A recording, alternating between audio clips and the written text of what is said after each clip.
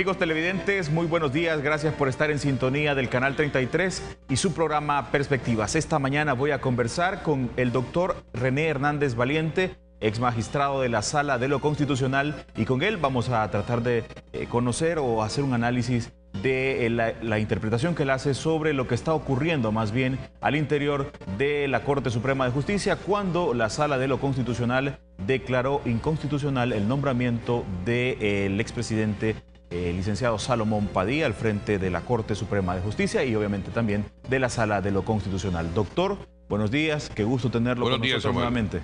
Es un gran gusto estar aquí en el canal y compartir con ustedes algunas de las experiencias que estamos viviendo hoy en día, comentarlas y tratar de constituir una entrevista orientadora sobre una sentencia y su significado para la vida nacional. Muchísimas gracias, doctor, por aceptar siempre la invitación. Amigos televidentes, a ustedes queremos invitarlos para que puedan acompañarnos a través de sus comentarios, a través de las diferentes vías de comunicación. El correo electrónico está en la pantalla de su televisor, perspectivas@canal33.tv. Lo puede hacer también a través de las redes sociales. Estamos en Facebook y también en Twitter. En Facebook y en Twitter nos encuentra como Perspectivas 33 para que en Twitter nos siga y también en el Facebook nos pueda encontrar como Perspectivas 33 y obviamente también comentar, y nosotros vamos a compartir más adelante cada uno de sus comentarios.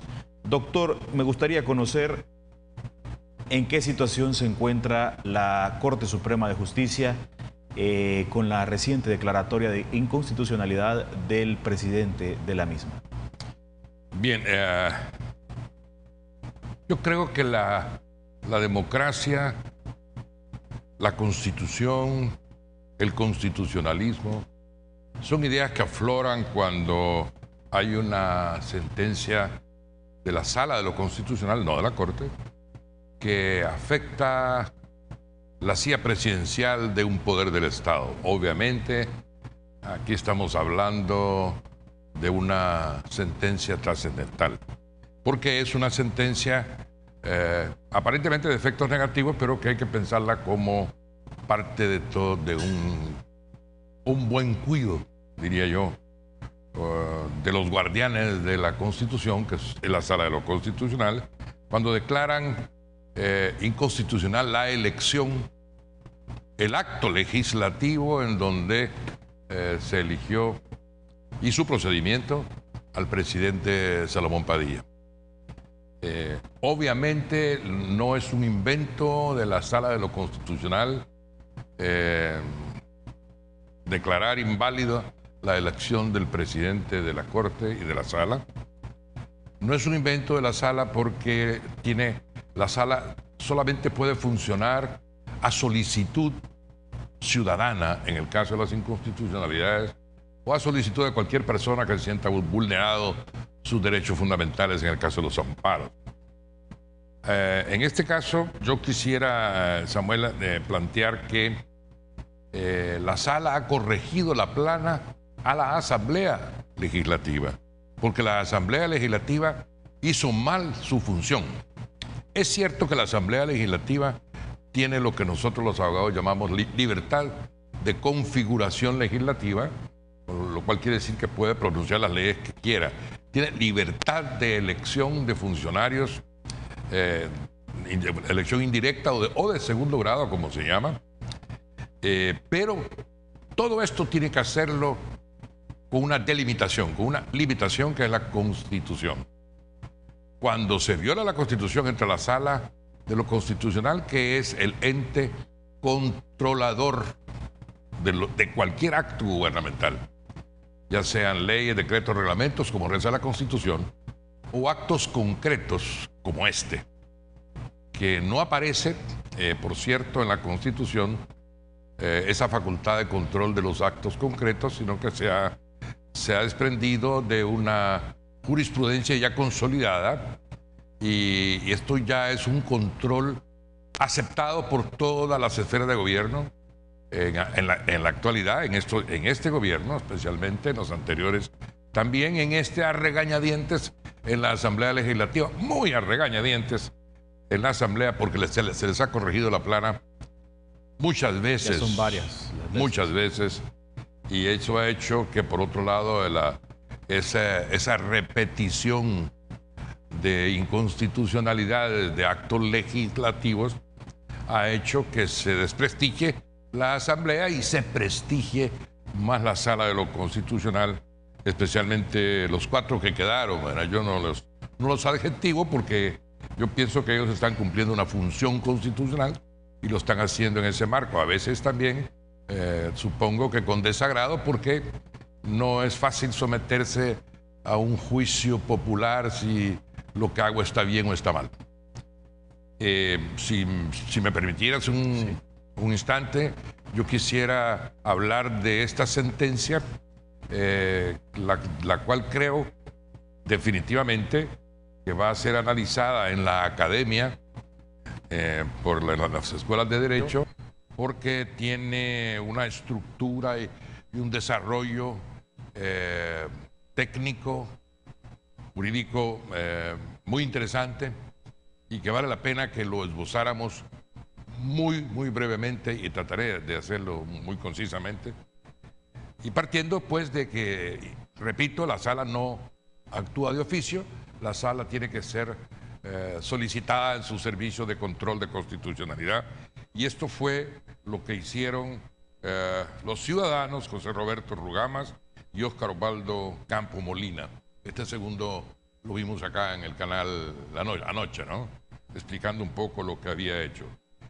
Muy concisamente, ellos fundamentan su demanda en que la Asamblea no comprobó ni justificó la competencia notoria de Salomón Padilla, ni la consignó en el acuerdo de elección.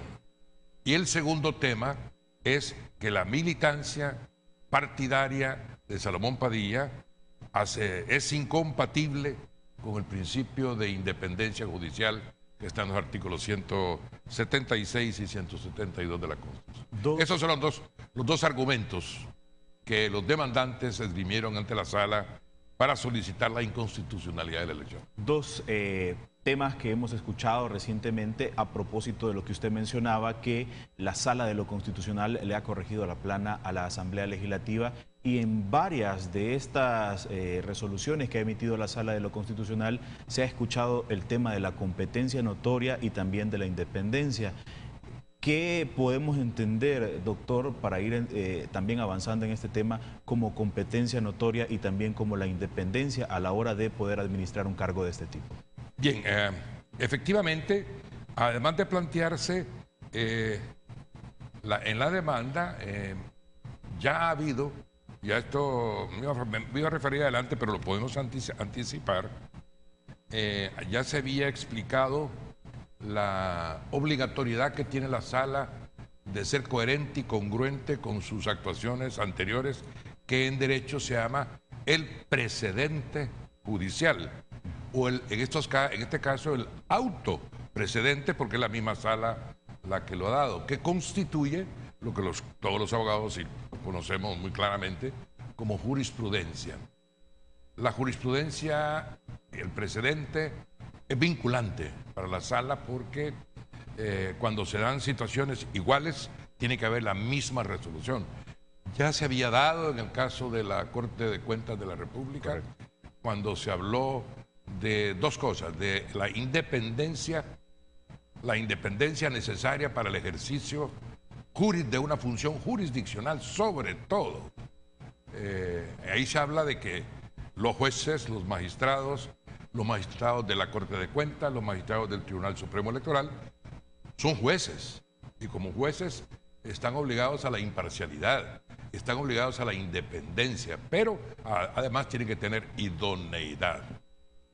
La competencia notoria, moralidad y competencia notoria, dice la Constitución, para estos funcionarios, se refiere a la idoneidad en el cargo, que tiene que ser evidenciada en el proceso previo a la elección en sede legislativa.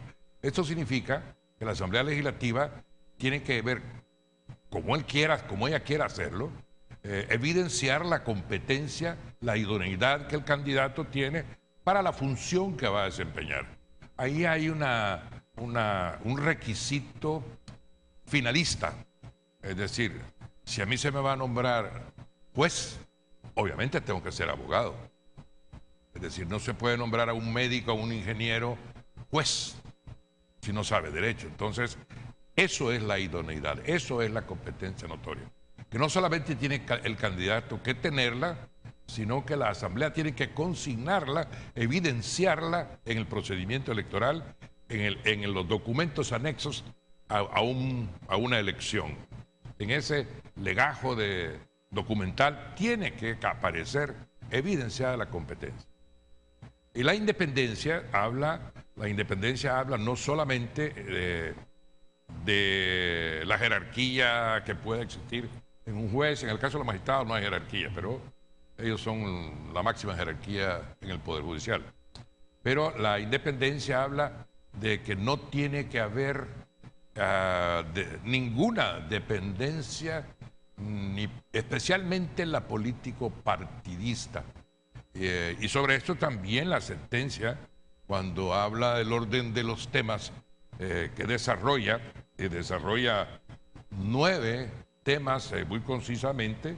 Habla el primero si tiene competencia o no para conocer del acto, que es, ya nadie lo discute, lo que hablábamos hace un rato. Ya las elecciones como actos concretos, ya se sabe que pueden ser actos controlables por la Sala de lo Constitucional. La sentencia en su naturaleza, y lo desarrolla la Sala, tiene un tema de interpretación constitucional. ¿Por qué?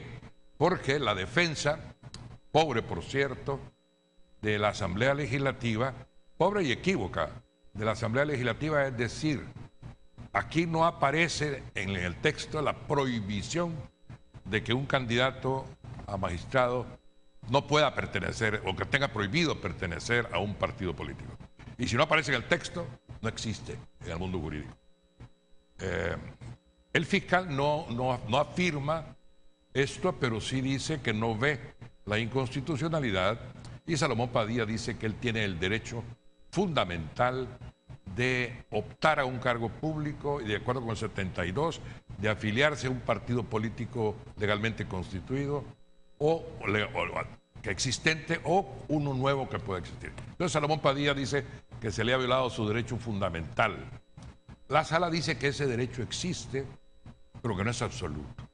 No hay ningún derecho absoluto en un medio jurídico. Y si le parece, doctor, ampliamos ese tema de hasta dónde llega la validez de ese artículo cuando se nombra a alguien o se elige o se postula a alguien para un cargo de este tipo, y hasta dónde llega, si hay o no incongruencia, o cómo entender esa situación. Al regresar de la pausa comercial, amigos televidentes, tenemos el Facebook, el Twitter y también el correo electrónico a su disposición para que se comunique con nosotros y haga sus comentarios de la plática que esta mañana estamos desarrollando con el doctor René Hernández Valiente en una interpretación de la reciente sentencia que ha emitido la Sala de lo Constitucional sobre la elección del magistrado presidente Salomón Padilla. Amigos televidentes, muchas gracias por continuar en sintonía del programa Perspectivas. Escuchemos a continuación las palabras del ex magistrado presidente de la Corte Suprema de Justicia, el licenciado Salomón Padilla, cuando ya se había pronunciado referente a esta sentencia. Veamos. Así es, así es. Con esta sentencia se me violentaron derechos consagrados en la Constitución, concretamente los que establece el artículo 72 en el ordinal segundo, y que es el derecho que tienen todos los ciudadanos, usted, yo, todos los ciudadanos salvadoreños, a poder asociarse para formar un partido político o simple y sencillamente sumarse a uno ya existente, lo que equivale la afiliación. Y vea, uno pudiera en un momento determinado considerar una violación proveniente de otra autoridad, de otro tipo de personas, pero que sea el Tribunal Constitucional del país el que está obligado a tutelar, a garantizar los derechos de los ciudadanos. O sea, no es posible, es inconcebible realmente. Entonces, por eso decía yo durante la entrevista, si esto le hacen al presidente de la Sala de lo Constitucional, si esto le hacen al presidente de la Corte Suprema de Justicia, el presidente del máximo tribunal del país, al presidente del órgano judicial, un órgano de gobierno. Imagínense que no le pueden hacer a un ciudadano común y corriente, vamos a decirlo en esos términos. Con estas declaraciones parto a la pregunta, doctor, ¿se le violentaron los derechos al licenciado Salomón Padilla con esta sentencia? Bien, esa es la lectura que el magistrado expresidente, el abogado expresidente de la Corte Suprema ha utilizado para censurar y oponerse a la sentencia. Sin embargo, la ha acatado por voluntad expresa, pero dice que se le ha violado su derecho político que existe en el artículo 72. Bien, yo creo que sobre esto, la sentencia, y yo estoy dando una explicación somera, la sentencia puede aceptar algunos temas de crítica, pero en general está muy bien estructurada, y sobre esto la sentencia habla de que las disposiciones de competencia, como es la elección por parte de la Asamblea Legislativa de los magistrados, constituyen prescripciones habilitantes, o sea, habilitan a la Asamblea para elegir. Pero esta facultad en realidad está limitada por los elementos materiales y formales de la misma Constitución. Y aquí hay un consenso en el país cuando se habla de que el legislativo realiza su función de elegir a funcionarios, dice la sentencia, debe de hacerlo con criterios de servicio a los intereses generales y con objetividad, idoneidad y eficacia, no con criterios partidarios o particulares. Con esto, la misma sentencia habla de que la militancia política abre un riesgo inaceptable de dependencia política. Fíjese que hay un artículo en la Constitución que dice que el 218, que los funcionarios y empleados públicos están al servicio del Estado y no de una fracción política determinada. O sea, hay una prohibición. Esto está en el texto de la Constitución. Pero a veces los diputados y el mismo Salomón Padilla olvidan esta disposición que los obligan a desvincularse de la dependencia partidaria para poder ejercer, y lo mismo la sentencia lo dice, con una ética en la función pública que básicamente es lo que inclina a la aceptación de esta sentencia, ¿no? El estatus de afiliado partidario no guarda coherencia ni siquiera en abstracto con el artículo 218, dice la sentencia. Hay una incompatibilidad entre la dependencia partidaria y el ejercicio independiente de una función, especialmente la de juez. Y esa incompatibilidad, que es intrínseca a esto, nace de la colisión de intereses que efectivamente existen. En esto estamos de acuerdo. No es que se le hayan violado a Salomón Padilla sus derechos políticos, es que él debería de haberse desvinculado para optar al cargo público.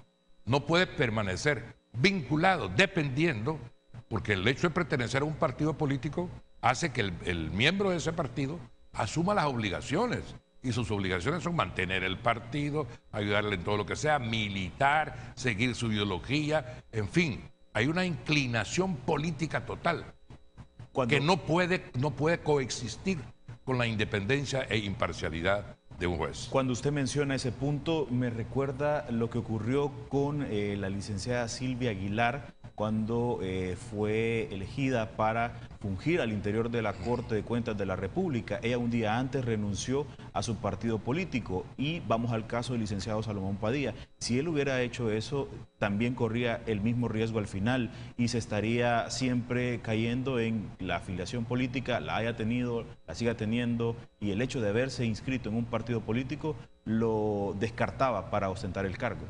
Desde luego, y si hubiera renunciado, como en el caso de la Corte de Cuentas, el día anterior a su elección, también hubiera sido censurable.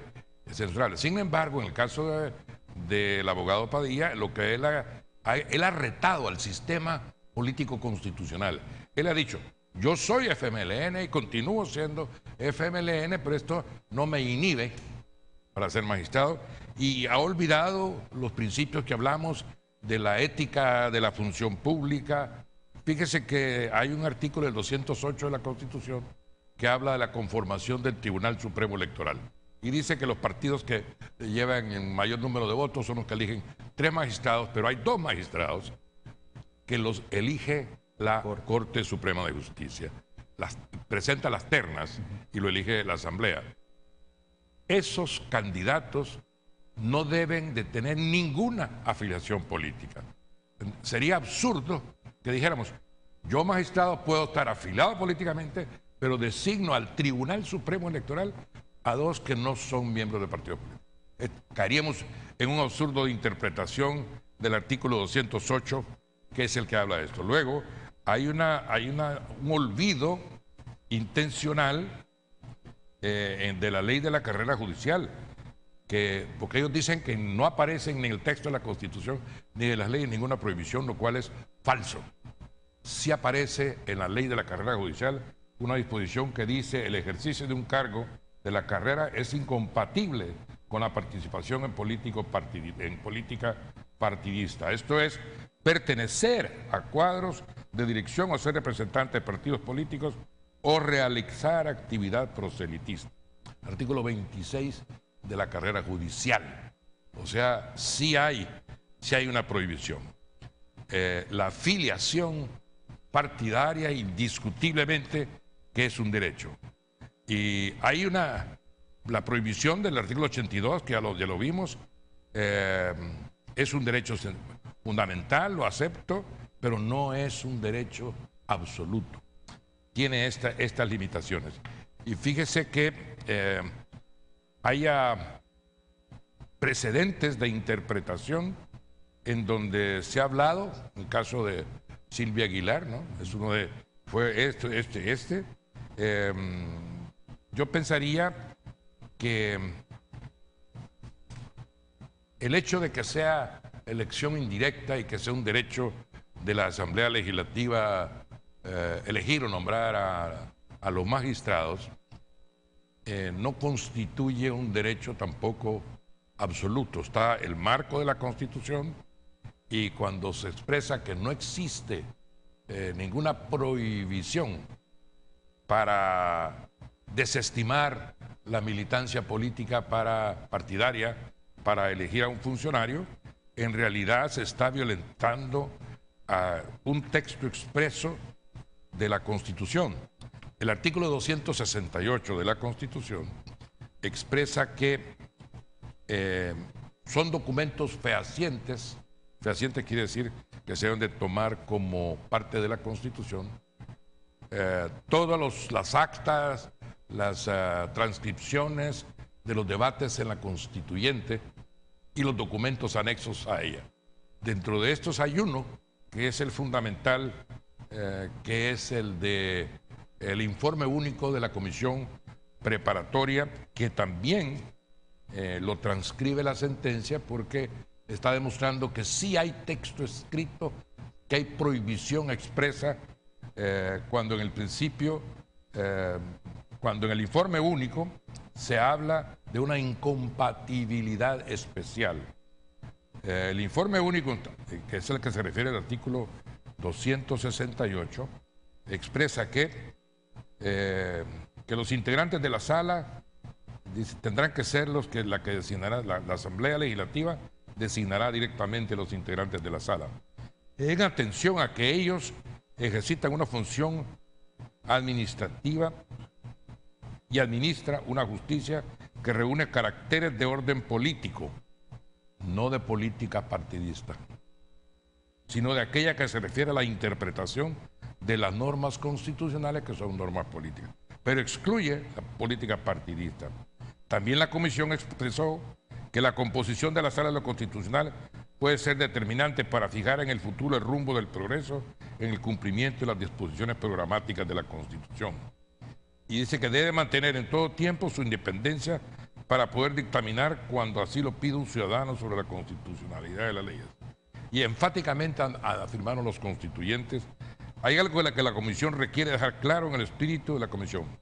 Es el apartamiento de la Corte Suprema de Justicia de toda actuación de carácter político partidista. Las leyes son el producto de políticas de partidos.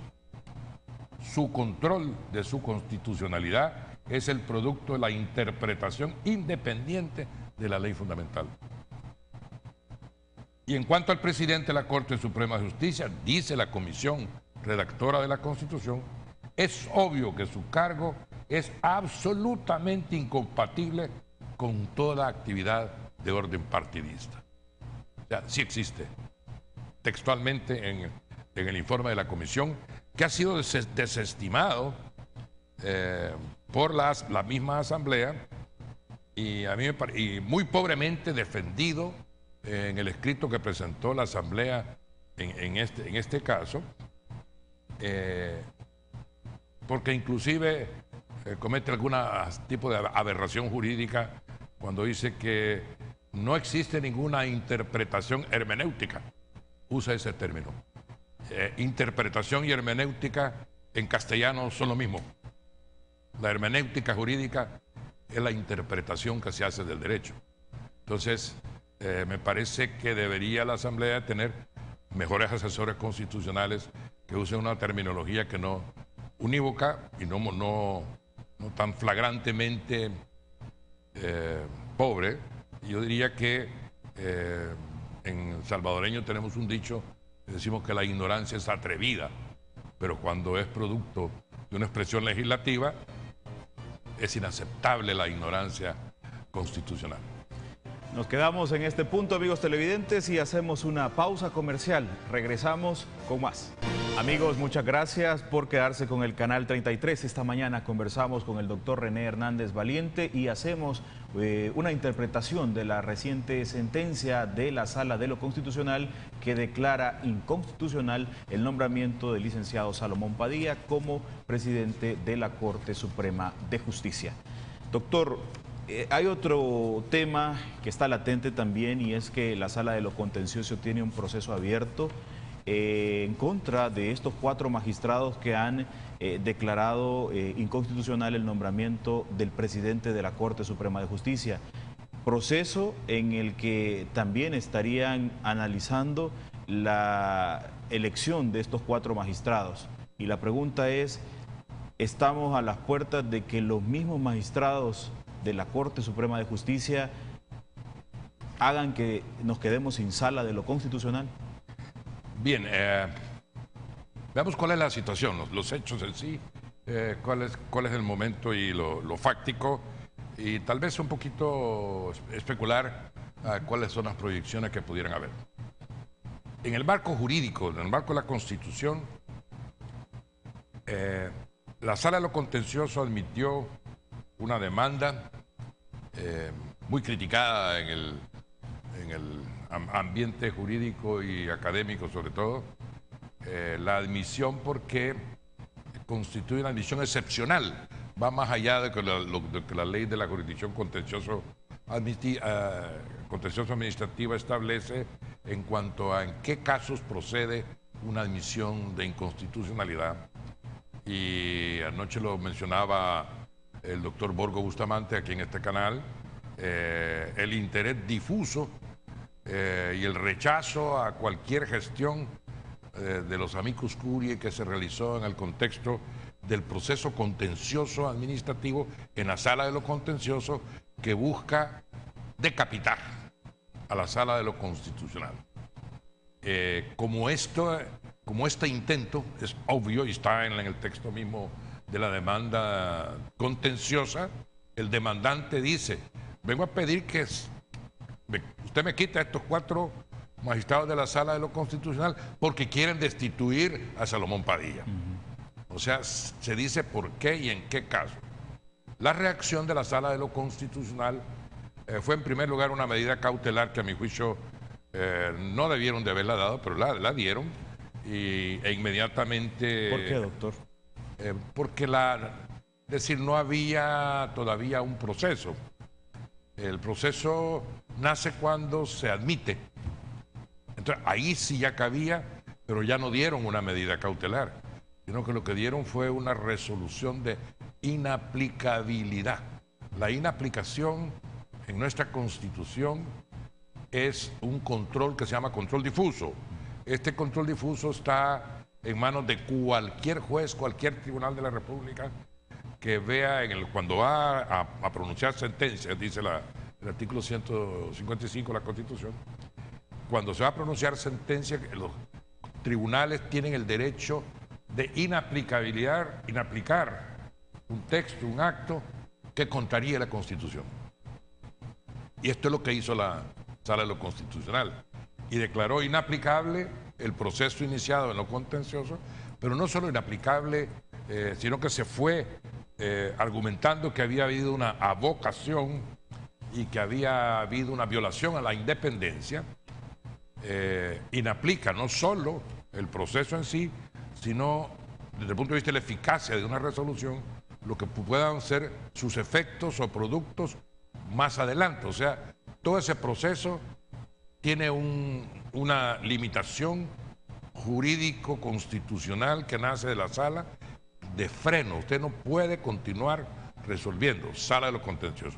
Sin embargo, la presidenta de la sala, muy agresivamente, cuando lo ha hecho en los canales, lo hemos visto, dice: yo no obedezco, yo no acato la resolución de la sala de lo constitucional. Entonces ahí nace el primer conflicto, la desobediencia, que en materia judicial puede llegar a constituir hasta delito, donde tendrían que abrirle un antejuicio a los firmantes o las firmantes de una resolución de desobediencia de una orden de la Sala de lo Constitucional. Sin embargo, especulativamente diríamos que como ellas, porque son tres, pero básicamente la responsable ahí es la magistrada Roxana Núñez, presidenta de esta sala, la vocera, ha estado manifestando que ellos van a continuar hasta las últimas consecuencias. Y hay una cosa muy interesante en los análisis que hemos hecho los abogados, algunos abogados que nos dedicamos a andar analizando temas de momento para orientar y que realmente vivamos un Estado constitucional de derecho. Ellas están conociendo de un procedimiento y no de un acto, porque el acto es acto político. Entonces ellas dicen que la Sala de lo Contencioso no tiene competencia para conocer del acto. Entonces están conociendo de un procedimiento y dicen ellas porque el impetrante, el demandante, demandó el procedimiento en sede legislativa y demanda a la Asamblea Legislativa. Y fíjese que el procedimiento se da en el Consejo Nacional de la Judicatura y no en la Asamblea. Entonces ellas están conociendo de un procedimiento inexistente y no del que realmente fue, el que pudo haber tenido, digamos, algunos problemas por la autopostulación de unos miembros del Consejo, algo que era una realidad que ya casi se les olvidó, de la autopostulación y una lista incompleta que mandó el Consejo. Entonces el procedimiento que tiene estas irregularidades fue en el Consejo Nacional de la Judicatura y no en la Asamblea. La Asamblea solo fue receptora de esa documentación en donde iban los nombres y se completó la lista sacada de los abogados elegibles en el Consejo completó la lista y la mandó de 30 y creo que mandó 36 porque había unos suplentes. Entonces, ¿de qué está conociendo la Sala de lo Contencioso? De un procedimiento que no existe en sede legislativa, sino que se da en sede del Consejo Nacional de la Judicatura. Que pudieran haber un fallo separando a los magistrados de la Sala de lo Constitucional, yo no creo que se atrevan, dados los elementos y la falta de elementos, como la congruencia, como la pertinencia, como la realidad, como la existencia jurídica, como el vicio de conocer de un acto que no existe en sede legislativa. Yo no creo que se atrevan. Y hay un precepto constitucional que les faculta que cuando se ha admitido mal, pueden ellas abortar un proceso. Y ayudaría mucho a la tranquilidad del país que lo hicieran, porque si fuera lo contrario,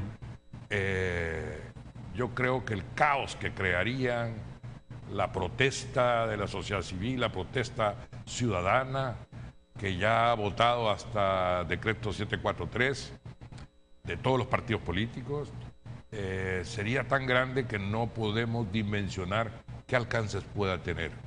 ¿Qué alcances pueda tener? Porque la Constitución prevé extremos de violación de la Constitución, como es el derecho de insurrección para corregir en determinado momento una violación constitucional de tan gran importancia como la de destruir el Tribunal Constitucional, que es la aspiración, me parece a mí, nacida de la inconformidad o de la desaveniencia interna de la misma Corte.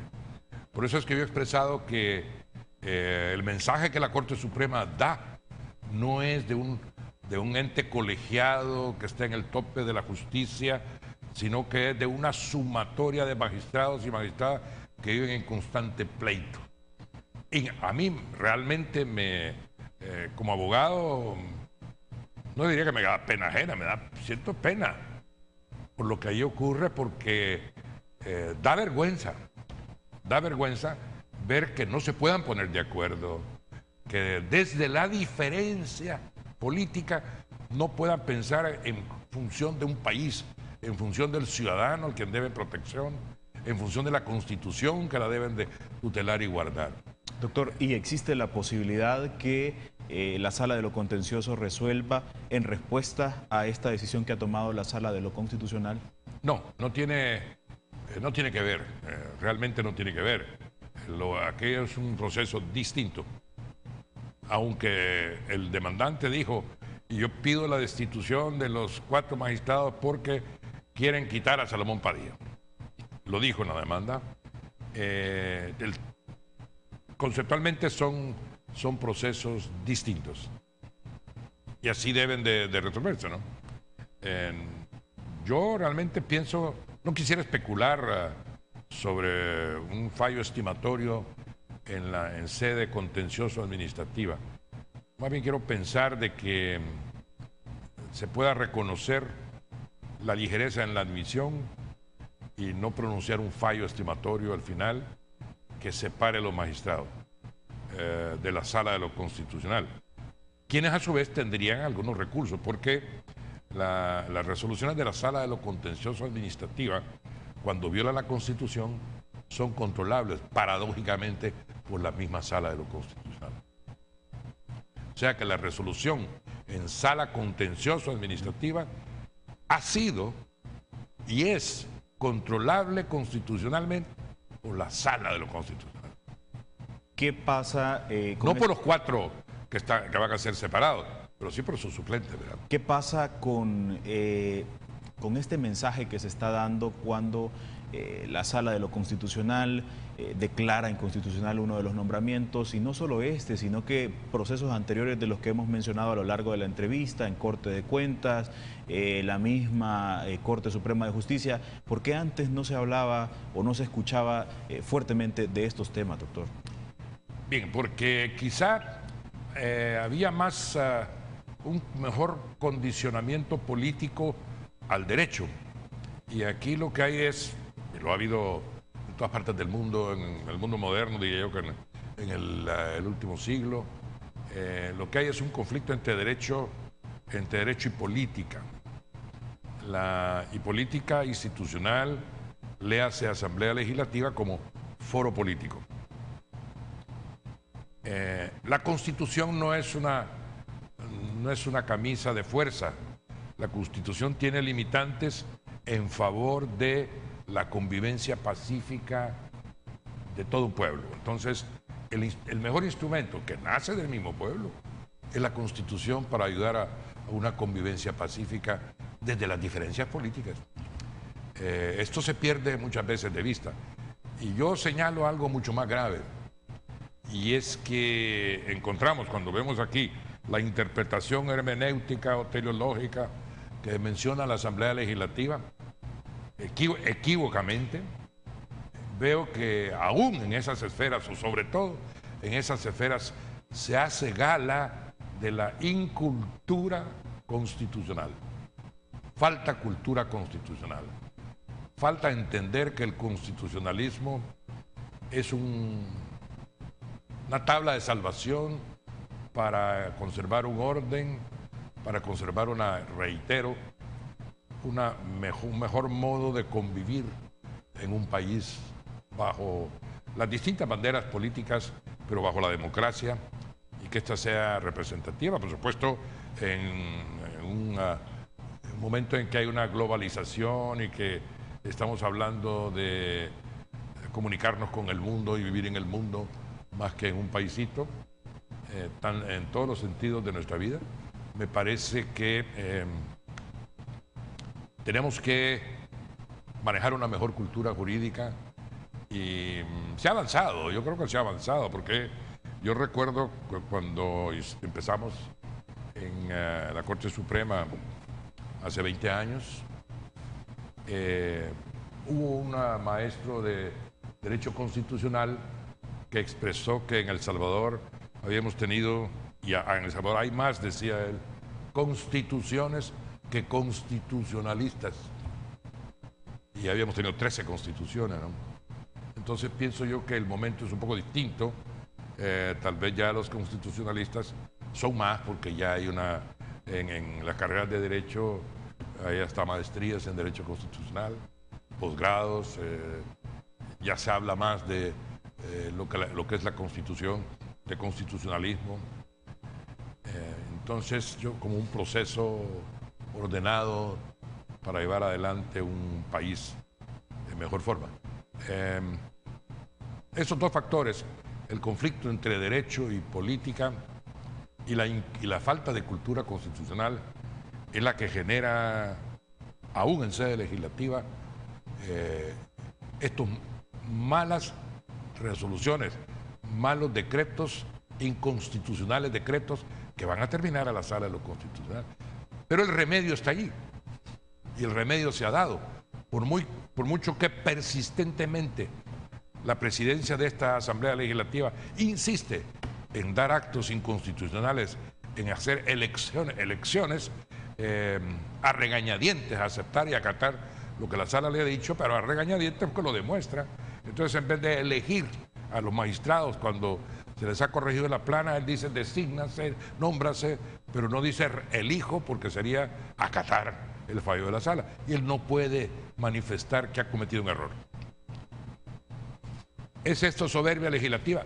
También es un factor de desestabilización de un país en el campo constitucional. Vamos a hacer, amigos televidentes, la última pausa comercial y regresamos con sus comentarios a través del correo electrónico, Twitter y también en Facebook. No le cambie. Amigos televidentes, hay comentarios, por ejemplo, en el Facebook, en la página Perspectivas 33. Heriberto Lara dice, ¿por qué antes de elegir a estas personas no investigan esas cosas? Porque así se evitaría este tipo de situaciones, porque dejan entredicho que los eligen solo por llenar el cargo. Juegan con el pueblo, dice Heriberto Lara. En Facebook también Raúl Valentín comenta y dice, buenos días, quisiera preguntarle al doctor Hernández si la Constitución exige moralidad notoria. Por ejemplo, el caso del magistrado Rodolfo González, que supuestamente fue condenado por violencia intrafamiliar, no le restaría moralidad notoria y así no llenaría la condición exigida por la Constitución. Vamos a la cuenta @perspectivas33. Sergio Manuel dice, afirmar eso, y entiendo que se refiere cuando se habla que la Sala de lo Constitucional está corrigiendo la plana a la Asamblea Legislativa. Dice, afirmar eso es una insensatez. ¿Cómo puede corregir la plana de otros, los 4 de la Sala de lo Constitucional, cuando ellos escriben renglones torcidos? Rafael Mengíbar dice, el punto es que los diputados atiendan y reconozcan que necesitan asesores con reconocida especialidad jurídica. Y también Rafael Colindres comenta, es una vergüenza para el país que la Asamblea Legislativa, con tantos asesores, y él los entrecomilla, siga cometiendo tanta barrabasada. Parte de los comentarios. Doctor, espacio para sus comentarios. Con mucho gusto. Agradezco los comentarios de la teleaudiencia y efectivamente el artículo 176 de la Constitución establece que para ser magistrado de la Corte Suprema de Justicia se requiere de moralidad y competencia notorias. Definitivamente, estos son los requisitos constitucionales que la Asamblea Legislativa tiene que constatar, evidenciar y demostrar que llevó adelante la investigación y que la investigación fue satisfactoria y que no existe ninguna duda de la moralidad y de la competencia notoria de un candidato. No se hace. Y ahí es donde está el primer error. Luego viene que cuando llega a la Sala de lo Constitucional, un error que se comete aquí, si tiene un origen viciado, esto lo lleva hasta una inconstitucionalidad como la que estamos viendo en este momento. En el caso del magistrado Rodolfo González, yo quiero afirmar muy categóricamente que no hay una condena por violencia intrafamiliar. Lo que hubo fue una desaveniencia conyugal que se resolvió en la forma en que se resuelven las desavenencias conyugales a la luz de una legislación nueva que prevé también los casos de violencia intrafamiliar. En este caso, una desaveniencia que se resolvió muy amistosamente. Entonces, el señalamiento de que hubo una condena me parece, amigo televidente, inexacto, inexistente. Doctor, nos quedan pocos minutos, pero me gustaría que nos ayudara a entender qué sigue ahora cuando hay la necesidad de que la Asamblea Legislativa elija a un presidente para la Corte Suprema de Justicia. ¿Cómo es este proceso? Porque también se habla y algunos diputados mencionan o destacan el trabajo de algunas de las magistradas que podrían llegar a ese cargo. Yo quisiera aclarar que la Constitución no permite el traslado de magistrados de una sala a otra. Se ha dado en el pasado, pero eso fue un acuerdo perverso entre el partido FMLN y Arena, y muy concretamente entre dos abogados de cada uno de los partidos que decidieron en el 2006 trasladar magistrados de una sala a otra. Este traslado no cabe porque, en primer lugar, los magistrados tienen un derecho adquirido de 9 años a desempeñar la función para la que han sido electos. En segundo lugar, hay una lista que se elabora cada vez que hay elección de magistrados, cada 3 años. Esta lista dura también 3 años. Entonces, al haber una vacante como la de un magistrado de la Sala de lo Constitucional, que en este caso es presidente del órgano y presidente de la Corte Suprema y de la Sala Constitucional, lo que corresponde hacer ahora a la Asamblea es de esa lista y de los nombres que quedan, los nombres que ya usaron para elegir, ya están asignados en sus puestos. De los sobrantes que quedan, tienen que escoger y elegir por mayoría calificada, 2/3, somos 2 momentos electorales. El primero es llenar la vacante en la sala, entonces se elige como magistrado de la Sala de lo Constitucional para un periodo de 9 años, se elige a una persona de esa lista, un candidato. Una vez electo, y esto se llama elección de integración de Sala de lo Constitucional. Integrada la sala, hay 5 magistrados en funciones, la Asamblea tiene que escoger entre esos 5, uno que será el presidente de la Sala, de la Corte y el órgano judicial por un periodo de 3 años. Y pasados los 3 años, vuelve a su magistratura o es reelecto, como ya ocurrió en el pasado. Este es el procedimiento normal y bastante sencillo. Que sí hay, aparentemente, pero ahí de nuevo volvemos a la incultura jurídica constitucional. Fíjese que esta elección, que es de mayoría calificada, se ha visto en el pasado muy difícil de manejar por los partidos políticos, obstaculizada por las diferencias políticas y en donde no se han dado los consensos, precisamente porque no se puede manejar una mayoría calificada para representar una voluntad de un pueblo que les ha depositado la confianza a los legisladores para que elijan, pero con un criterio de mayoría legislativa. No la pueden manejar. De hecho, el licenciado Padilla fue producto de cerca de 18 reuniones en las que estuvieron involucrados los secretarios de los partidos políticos. Y fue una elección unánime. Exacto.